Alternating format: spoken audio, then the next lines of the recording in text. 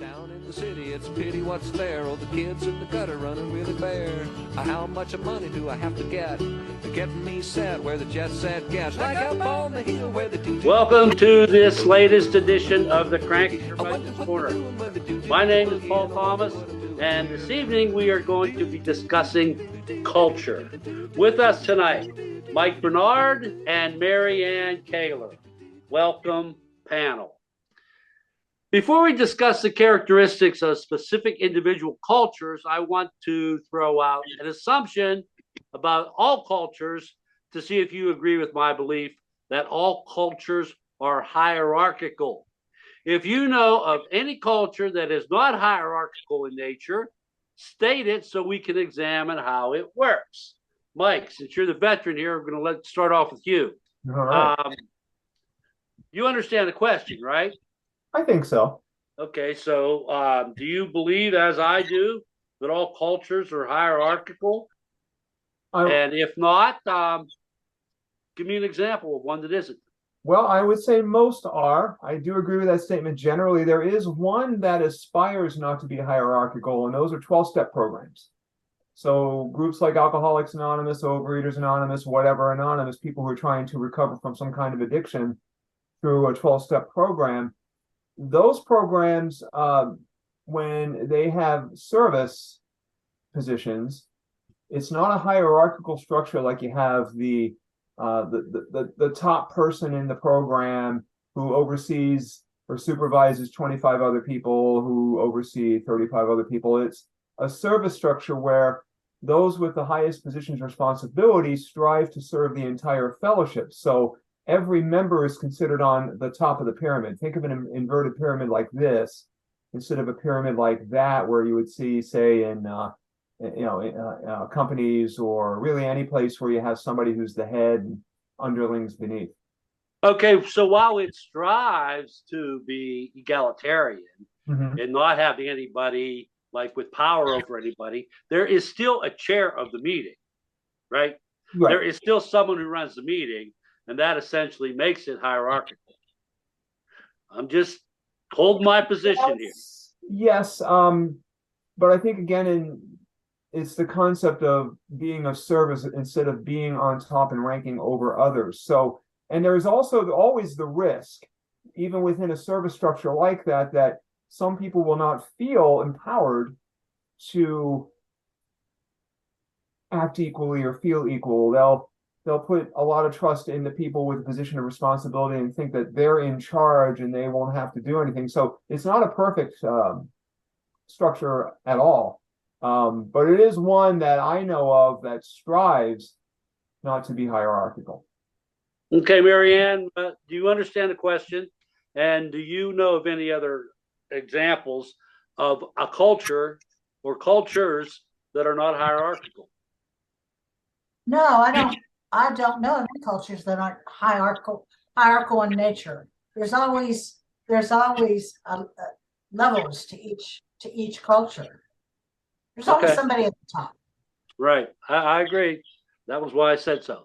Okay, there's a lot of cultural overlap I see in the Republican Party with identification to guns, race, religion, corporate interests, etc. But overall, what adjective or adjectives would you use to describe the culture of today's Republican Party, Mary Ann? Can you describe how you... I'm sorry? 2 adjectives: compromised and elitist. Okay.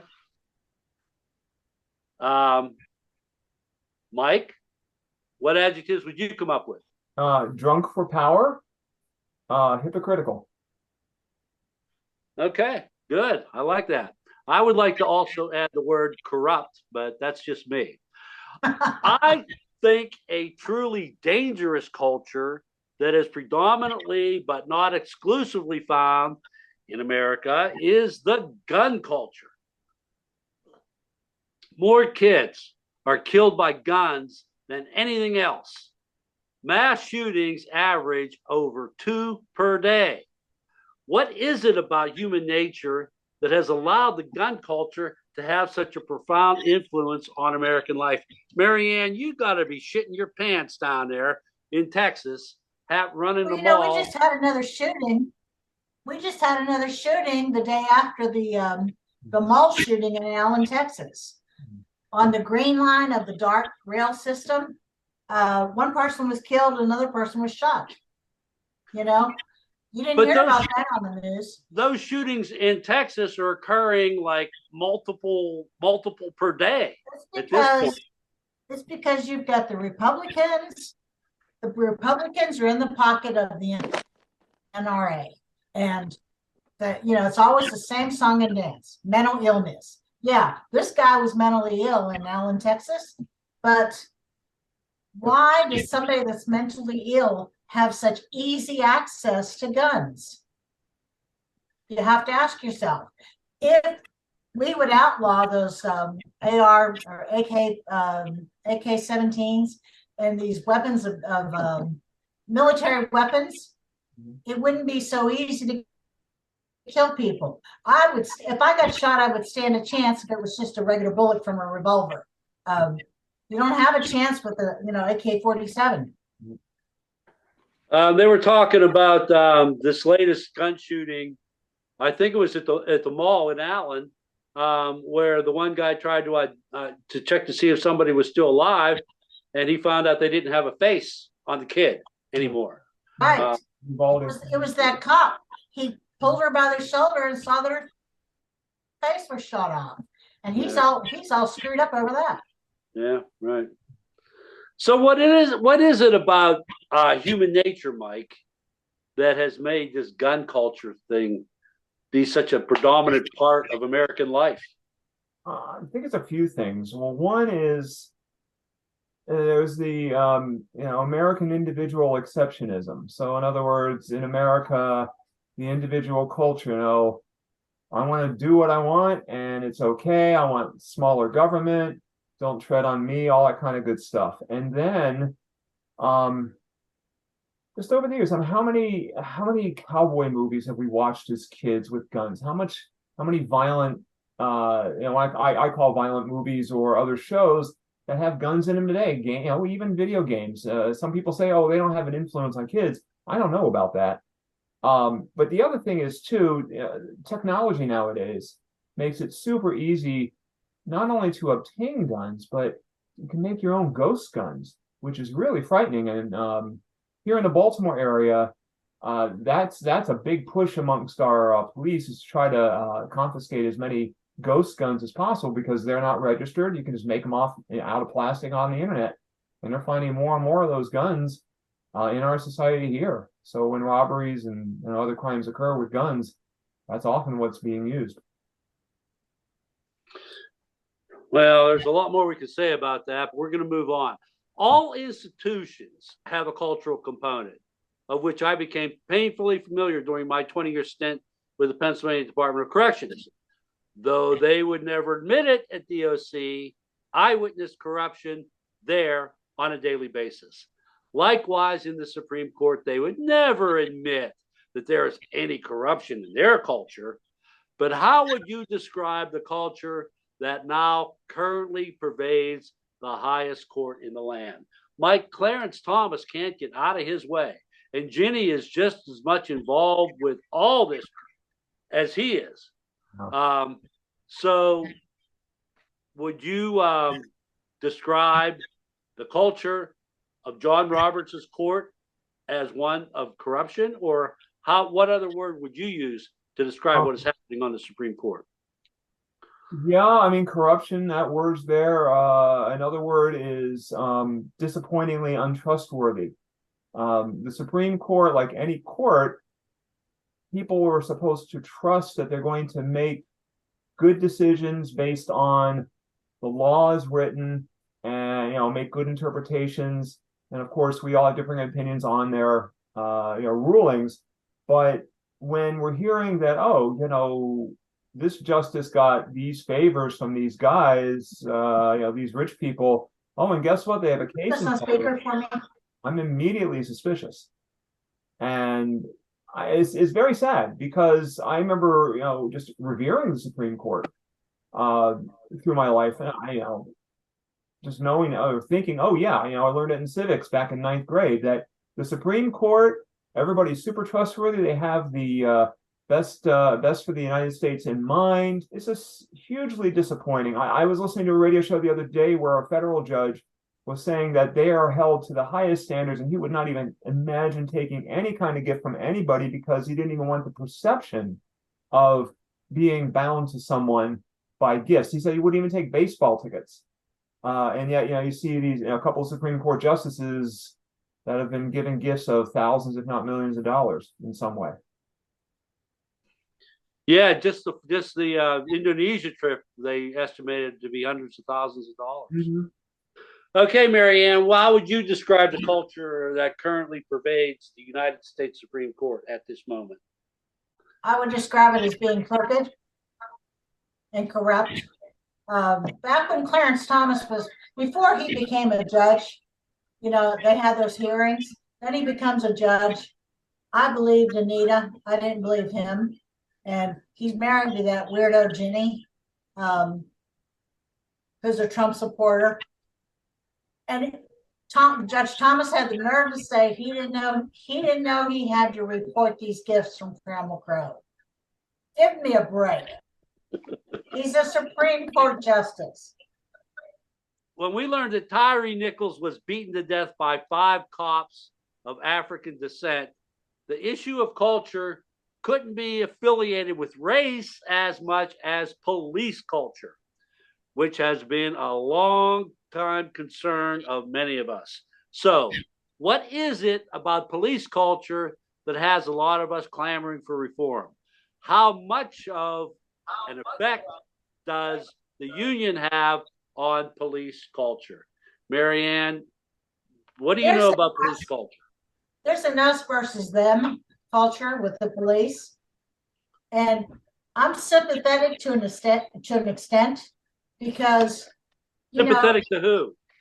To the cops. Okay. I'm not sympathetic, about Tyree Nichols being beaten to death, but I can see where they're nervous in their job approaching people, never knowing if they're going to get shot, spit on, or whatever. But this macho beat people to death. It's an us against them. It's a power thing. It's part of the police culture. What do you think, Mike, about police culture? How do you change that? I think it really depends on the jurisdiction where one lives and who the population is in the area. I do want to qualify my comments that I think most cops are good, and like anything, the bad cops get the outsized publicity. Rightly so, if they commit a crime against citizens. So yeah, but the fact that publicity happens, I think a lot of people will think, oh gosh, that's how all cops are, because that's all we hear about on the news. It's rare we hear about the good cops doing good things. Though I do see that on the news at times where they show cops from different jurisdictions involved in charity and things like that. But I've also heard where, just depending on where you are, and unfortunately what's the color of your skin, may have an influence on how one is treated. Unfortunately, again, speaking to local area here, in the impoverished, likely more higher crime areas of our area, unfortunately, there's a disproportionately Black population in those areas for all kinds of reasons going back decades and centuries. And so I fear that those who are on the receiving end of some kind of brutal police activity, whether they deserve it or not, are going to be Black citizens. But yeah, it was hard for me to really think what to make of the cops that killed Tyree Nichols. That was just, I was like, how can that be? But yeah, it does say that some cops, no matter what they look like, what their color of their skin is, some are good and there are some who are not. Before I left Alaska, having a conversation with my next door neighbor, she accused me of intolerance because my refusal to watch Fox News was proof in her mind of my unwillingness to even listen to the other side. With that context in mind, I was still taken aback when she claimed that Black people have no culture. I didn't rebut her assertion with the huge litany of examples of Black culture I knew, because her statement alone convinced me of the futility of arguing the point. I cite this recollection to help frame the question about how some cultures of populations, not their own, they're looked at with disdain and condescension. Growing up in a strict Roman Catholic home in the 50s and 60s, there was no debate in our house about how we Catholics were the only ones with a chance to make it to heaven. And all the Protestants and Jews were without doubt going straight to hell. Is allegiance to one's own culture combined with the condescending attitude to the cultures of others a major contributing factor to our society being as polarized as we are? Mike, we have a very polarized society. Mm-hmm. And the culture is a contributing factor to that polarization. Mm-hmm. Is the fact that we are looking at our culture as superior and other cultures as inferior a reason for that polarization? Oh yeah, no question. In my view, if one takes a look at the general attributes of our two major political parties, there are people of certain religions and certain attitudes on guns, for example, on people not unlike them, will contribute to both. So, I also grew up in a Roman Catholic home, and I remember feeling that one true church, we're better than you, ha ha ha. And I didn't want to associate with those people, meaning anybody who's not Catholic. And so, I don't identify with the Catholic religion anymore, but it's something that I've had to work on my whole life since then, to get out of my own comfort zone and talk to people and learn about people and just learn where they are with things and seek understanding, not necessarily to change their mind, but to say, tell me more about what that means and how that, what that means to you and so forth. So, absolutely. And I'm afraid that this is also whipped up by certain political parties, the base, for example. We're the right ones. All those people are wrong and terrible, and we should legislate against them when we get the majority and stuff like that. Okay, Marianne, Mike agrees with my assertion that this condescending attitude we have for other cultures has caused us to be so polarized. I agree with it, but I believe that experience, like you're talking about the Catholic Church, I believe that experiences and exposure and education open up our eyes. That's the problem with a lot of people in the United States. Lack of education, lack of experiences with other people. They don't learn that we are not the superior culture. That's why they believe everything they hear on Fox. They tune out what they hear on the what they call the liberal stations. So I agree with your assertion. But you have to have an open mind for that experience to have that effect on you. Sticking with religion and my initial assertion that all cultures are hierarchical, I have pretty much come to the conclusion that the primary objective of organized religion is not the pastoral care of the flock, but using the assets and resources provided by their congregations to keep and strengthen the control the religious leaders have over their members. One particular cultural belief that helps is the notion that further up the hierarchy, the more direct connection that person has to the Almighty. In Catholic lore, it goes as far as to assert the proposition that divinity won't even permit the top guy to make a mistake, which really worked out well for Hitler and Mussolini with Pope Pius XII in the early 1940s. Moses, the political and religious leader of his group, wrote the first 5 books of the Old Testament, where he documented 183 personal conversations with God himself. A very convenient way to maintain one's position as top dog. Mile wet here, or is there something to this? Marianne, what do you think? I agree with it. I've become very disillusioned with the Catholic Church since the sex scandals broke, and how the Catholic Church protected its own rather than its flock or its people. I think it's true of all religions. I agree with yours. They're more concerned about the power and control than really helping their flock to get to heaven.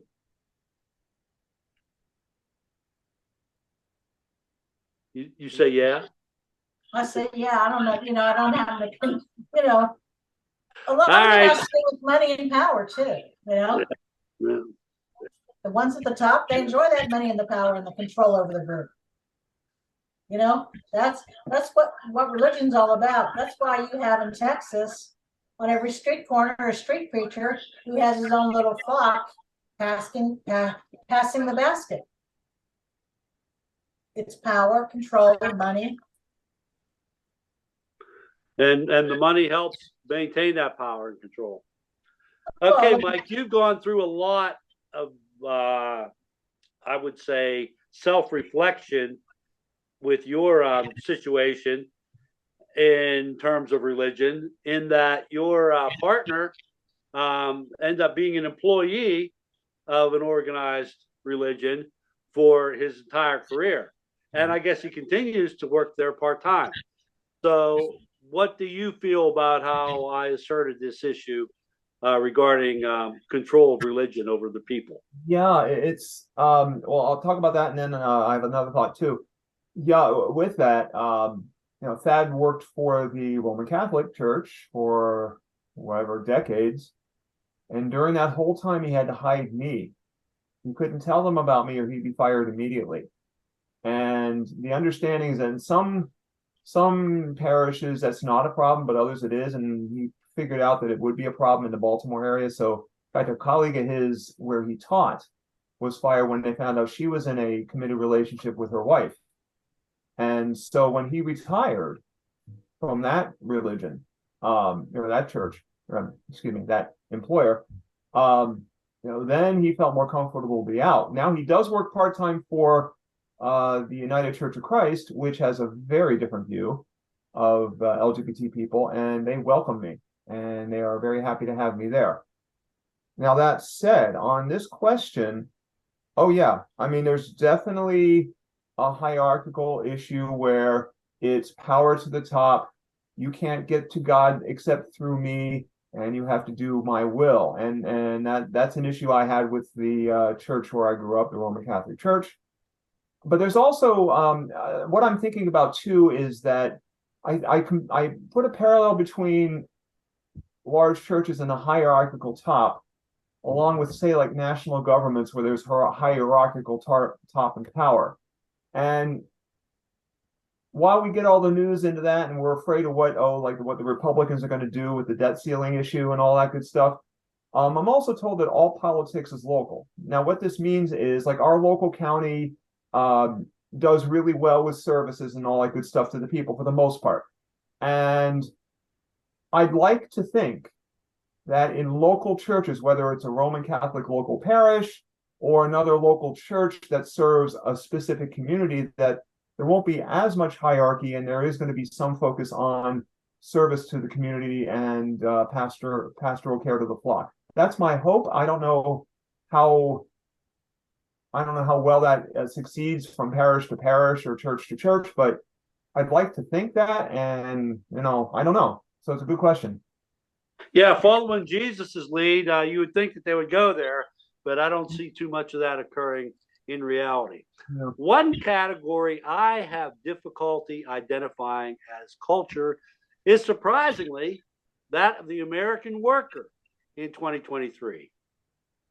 There was a time in our history when the workers' interests were championed by the labor movement, which manifested in organized unions. But today, all the unions still operating have concerns for their dues-paying members only and do virtually nothing to help the American worker as a whole. My personal experience as a Teamster steward for part-time UPS workers and president of the Alaskan Adjunct Professors Union has left me with more firsthand observations of corruption as a routine matter. It just seems that anymore, most workers' culture identifications are related to something besides being a worker. If you see any cultural attributes that encompasses all American workers, please point them out because I sure as hell don't see them. Mike,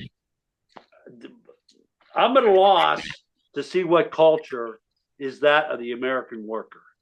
I used to think it whenever I was just a young adult. You know, we were working people. But I don't see that anymore. Do you? Yeah, but I think it's different from generation to generation. I don't know if there's like one large culture that could cover all American workers because there are so many different types of careers and jobs out there and so many different situations from citizen to citizen in the United States. So overall, I'm thinking maybe one is that I think people just want to have a decent job that helps them pay their bills and to live decently, which of course is a challenge in today's world. I think different generations. Okay, let me stop you there and ask you this: Sure. to have a decent job where everybody can pay their bills and get along like that, Mhm. do you feel a solidarity among the workers that is one that everybody should have a decent job, or just me and mine, as far as the cultural attribute? Oh, well, for me personally, I think everybody should be able to get a job that allows them to have a decent living and to provide for their families and themselves. But do you have that? Do you feel that feeling is shared? The one that you hold that you just described, do you feel that feeling is shared by all workers? Each job may not be decent. A job at McDonald's is not like a job in a law office, but it should be good working conditions, and it should be standardized where you work 8 hours, you're paid. If you work over 8 hours, you get time and a half. There should be standards. Okay, you say there should be, but do you think everybody else feels there should be? Probably not everybody. But they do. I believe they do. Everybody? Unless of course they're the employer and they're paying the wages. Okay. There is another phenomenon whose technology didn't exist 40 years ago, but has since become the most cultural presence in the world. Smartphones and the internet have facilitated a vehicle we call social media. Millions of people spend more time consuming what is on their screens, but that provides that all the rest of their waking hours. The Cranky Curmudgeon's Corner exists because of a platform on social media. I'd like to hear your view on the effect of the social media culture has on today's social fabric, and can you envision our ever moving past it? Marianne? It's got its pros and its cons. I don't believe everything I read on social media, but it does influence people. People believe everything they read on social media. If you put on there that Biden committed a crime, half the nation would probably believe it just because they saw it on Facebook. Social media has value to me as a store owner because I can advertise my product and reach a lot of people. So in that regard, social media is good. I don't fool with Twitter. I don't have much to do with Instagram, although I use it at my store. I use Facebook only because I have to for my business. So what you're saying basically is that from a business perspective, social media has great value. What Yes. about the socially cultural perspective? Socially cultural? No, I don't think so. it connects people that have been out of touch. It's a great tool in that regard. You know, I kind of wish that I wish it was around when I was in college, because it would have been fun to still, I'm still in touch with a lot of people, but it would have been a lot better to be so easily connected to them. So I'm kind of removed from that because social media didn't become real big until after I'd been out of college for about 20 years. And so, it's different catching up with people 20 years after the fact. Life has kind of moved on. Some people I don't care. One of the personal domestic benefits I've had with social media is that my wife on Facebook gets great recipes, and she always has those. I get to eat that, what she finds on Facebook. She found a meatball casserole thing the other day that is to die for. So I appreciate that much. Mike, what do you think about social media and the question? I put 3 words as my initial response to this: changed, enhanced, but also eroded. So what this means, changed and eroded kind of work together, where, gosh, before I had a phone that actually had text, I'd pick up the phone and call people. We would visit more often, but we would visit fewer people, and that's okay because, we had a certain group of friends. I do appreciate social media where I can connect with people from my past.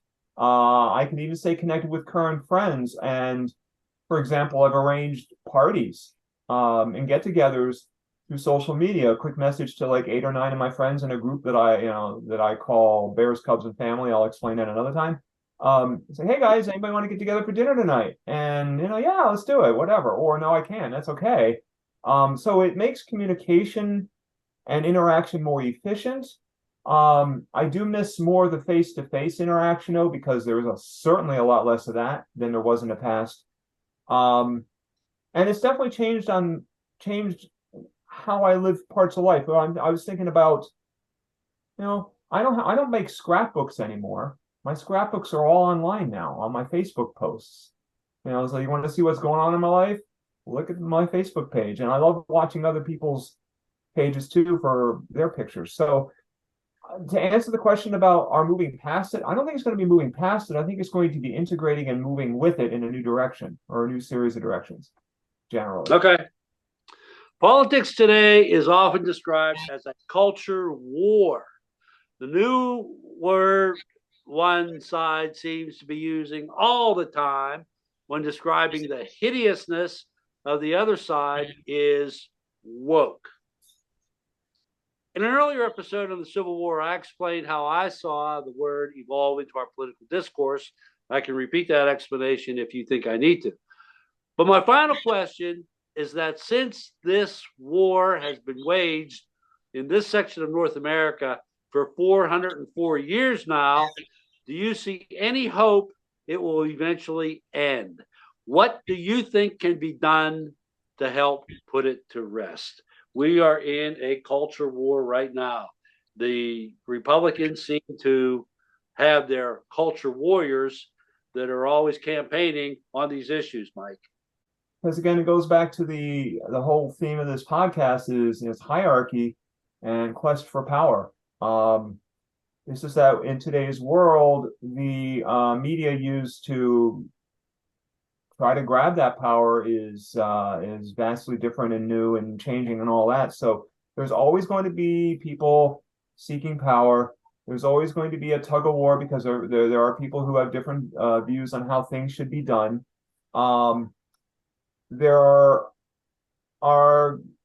going to be media and politicians that will inflame issues to try to frighten people into acting in different ways.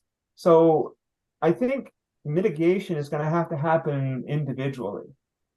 And so, for example, like engaging in news media of all stripes. Now, when I say news media, I mean legitimate news, not like that network that was suggested before in a previous question. But I mean, a variety of conservative, central, and liberal news outlets are out there where I can get all kinds of viewpoints on a topic, and that does expand my own understanding of things. But that's the other thing is talking to people and seeking their understanding of their position and ask questions and don't say you're wrong. Just say, okay, well, help me understand your position, just so I can understand my own better. And, we just respect each other that way. And I think that's where the sharpness of a culture war is going to be dulled a little bit, is just the individual conversations and the attempts to seek a multiple point of view. If there's a willingness there for If that. there's a willingness, exactly right. Yeah. Okay, Marianne, the woke culture seems to be the most lethal arrow in their quiver at this point. So how do you see it? I agree with what Mike had to say. And I think that basically history repeats itself. And, I think we've regressed with the era of Trump. Seems that people are more stupid, or that stupid people are more vocal these days. And you've got Fox News broadcasting lies. I think that, concerning woke culture, it's Democrat versus Republican. It's just another label. But it's very polarized. Well, I want to thank you, panel, Marianne, Mike, for giving us such an enlightened conversation. And all you out there in cyberspace listening to this show, stay tuned for next time. And until then, bye. Now all I know about is what I read, or see you coming at me on a TV screen. Every time the boogie, well, it gives me a thrill, but they always seem to do it way up on the hill, way up on the hill where they